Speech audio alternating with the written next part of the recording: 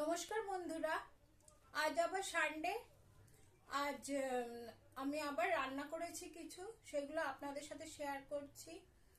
আমার কর্তা কালকে ও ছুটি ছিল বলে কিছু বাজার করে এনে দিয়েছে।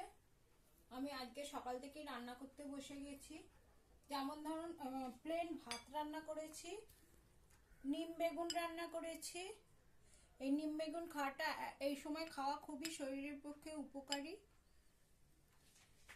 ফোড়ন দেওয়া ডাল, পটল ভাজা, এঁচোড়ের ডালনা রান্না করেছি, আর পুঁটি মাছের ঝোল,